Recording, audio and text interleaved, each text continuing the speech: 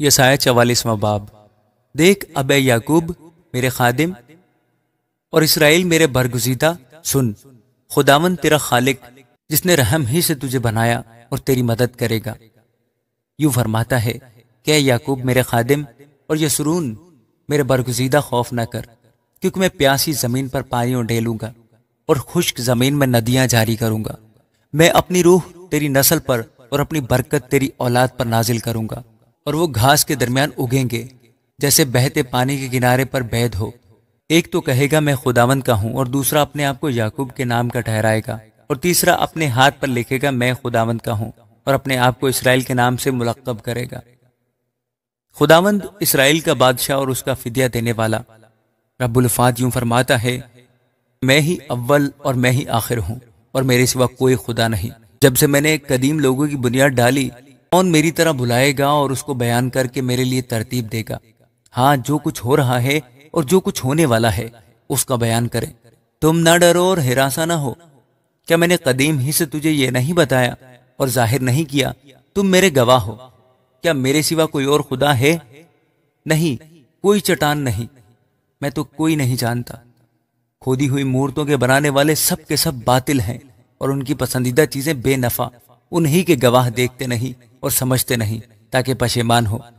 کس نے کوئی بت بنایا یا کوئی مورت ڈھالی جس سے کچھ فائدہ ہو؟ دیکھ اس کے سب ساتھی شرمندہ ہوں گے، کیونکہ بنانے والے تو انسان ہیں۔ وہ سب کے سب جمع ہو کر کھڑے ہوں، وہ ڈر جائیں گے، وہ سب کے سب شرمندہ ہوں گے۔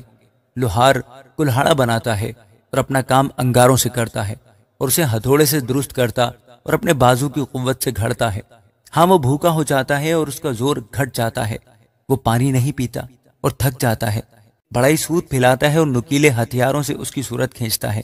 اس کو رندے سے صاف کرتا ہے اور پرکار سے اس پر نقش بناتا ہے۔ وہ اسے انسان کی شکل بلکہ آدمی کی خوبصورت چھبی بناتا ہے تاکہ اسے گھر میں نصب کرے۔ وہ دیوداروں کو اپنے لیے کاٹتا ہے اور قسم قسم کے بلوط کو لیتا ہے، اور جنگل کے درختوں سے جس کو پسند کرتا ہے۔ وہ صنوبر کا درخت لگاتا ہے اور میخ اسے سینچتا ہے، تب وہ آدمی کے لیے ایندھن ہوتا ہے۔ وہ اس میں سے کچھ سلگا کر تاپتا ہے، وہ اس کو جلا کر روٹی پکاتا ہے، بلکہ اس سے بت بنا کر اس کو سجدہ کرتا ہے۔ وہ کھودی ہوئی مورت بناتا ہے اور اس کے آگے منہ کے بل گرتا ہے۔ اس کا ایک ٹکڑا لے کر آگ میں جلاتا ہے، اور اسی کے ایک ٹکڑے پر گوشت کباب کر کے کھاتا اور سیر ہوتا ہے۔ پھر وہ تاپتا اور کہتا ہے، آہا، میں گرم ہو گیا، میں نے آگ دیکھی۔ پھر اس کی باقی لکڑی سے دیوتا یعنی کھودی ہوئی مورت بناتا ہے، اور اس کے آگے منہ کے بل گر جاتا ہے اور اسے سجدہ کرتا ہے، اور اس سے التجا کر کے کہتا ہے، مجھے نجات دے کیونکہ تو میرا خدا ہے۔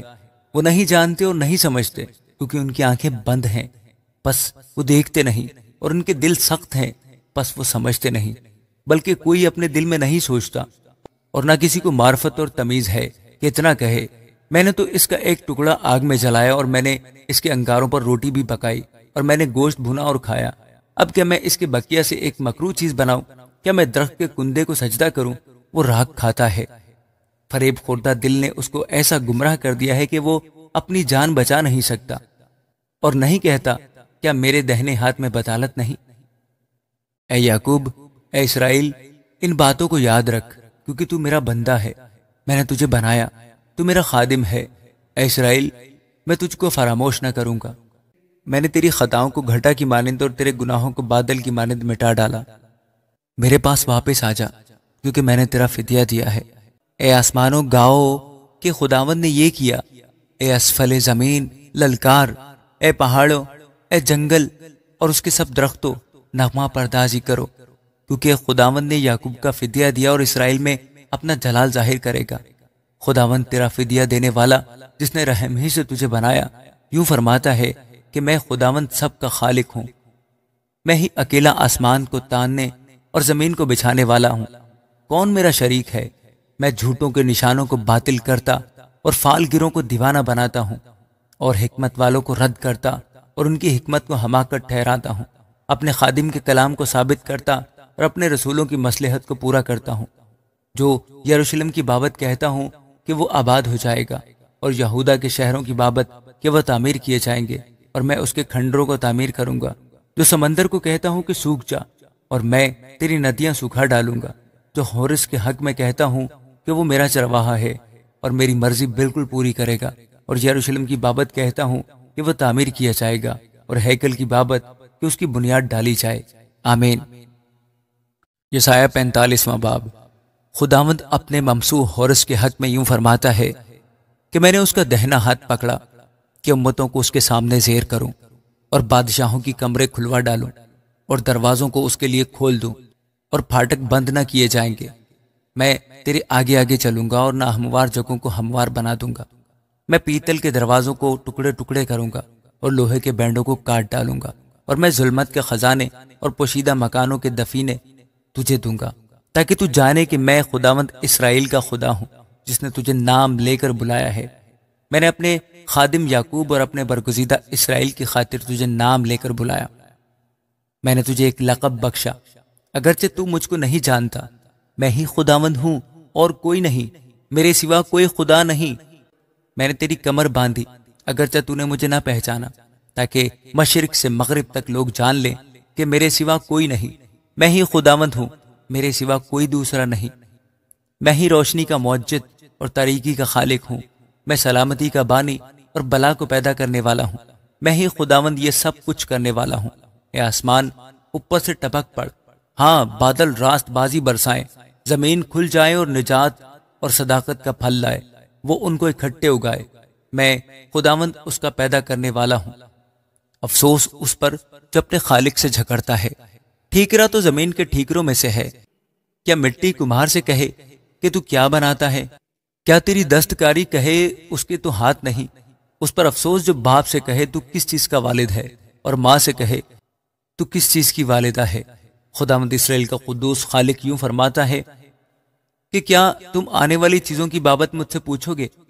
کیا تم میرے بیٹوں یا میری دستکاری کی بابت مجھے حکم دو گے؟ میں نے زمین بنائی اور اس پر انسان کو پیدا کیا، میں ہی نے، ہاں میرے ہاتھوں نے آسمان کو تانا، اور اس کے سب لشکروں پر میں نے حکم کیا۔ رب الفاظ فرماتا ہے، میں نے اس کو صداقت میں برپا کیا، اور میں اس کی تمام راہوں کو ہموار کروں گا۔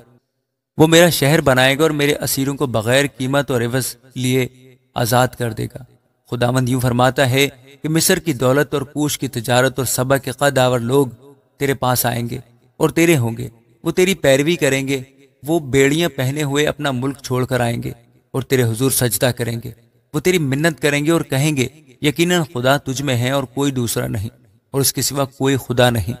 اے اسرائیل کے خدا، اے نجات دینے والے، یقیناً تو پوشیدہ خدا ہے۔ بت بنانے والے سب کے سب پشیمان اور سراسیمہ ہوں گے، وہ سب کے سب شرمندہ ہوں گے، لیکن خداوند اسرائیل کو بچا کر ابدی نجات بخشے گا۔ تم عبدالآباد تک کبھی پشیمان اور سراسیمہ نہ ہوگے، کیونکہ خداوند جس نے آسمان پیدا کیے وہی خدا ہے۔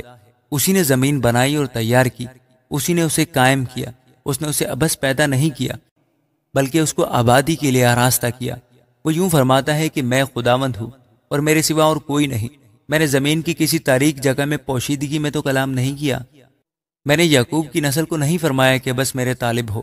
میں خداوند سچ کہتا ہوں اور راستی کی باتیں بیان کروں گا۔ تم جو قوموں میں سے بچ نکلے ہو، جمع ہو کر آؤ، مل کر نزدیک ہو۔ وہ جو اپنی لکڑی کی کھودی ہوئی مورت لیے پھرتے ہیں اور ایسے معبود سے جو بچا نہیں سکتا دعا کرتے ہیں، دانش سے خالی ہیں۔ تم منادی کرو اور ان کو نزدیک لاؤ۔ ہاں، وہ باہم مشورت کریں، کس نے قدیم ہی سے یہ ظاہر کیا؟ کس نے قدیم ایام میں اس کی خبر پہلے ہی سے دی ہے؟ کیا میں خداوند ہی نے یہ نہیں کیا؟ سو میرے سوا کوئی خدا نہیں۔ صادق القول اور نجات دینے والا خدا میرے سوا کوئی نہیں۔ اے انتہائی زمین کے سب رہنے والوں، تم میری طرف متوجہ ہو اور نجات پاؤ، کیونکہ میں خدا ہوں اور میرے سوا کوئی نہیں۔ میں نے اپنی ذات کی قسم کھائی ہے، کلام صدق میرے منہ سے نکلا ہے اور وہ ٹلے گا نہیں، کہ ہر ایک گھٹنا میرے حضور جھکے گا اور ہر ایک زبان میری قسم کھائے گی۔ میرے حق میں ہر ایک کہے گا کہ یقیناً خداوند ہی میں راست بازی اور توانائی ہے۔ اسی کے پاس وہ آئے گا اور سب جو اس سے بیزار تھے پشیمان ہوں گے۔ اسرائیل کی کل نسل خداوند میں صادق ٹھہرے گی اور اس پر فخر کرے گی۔ آمین۔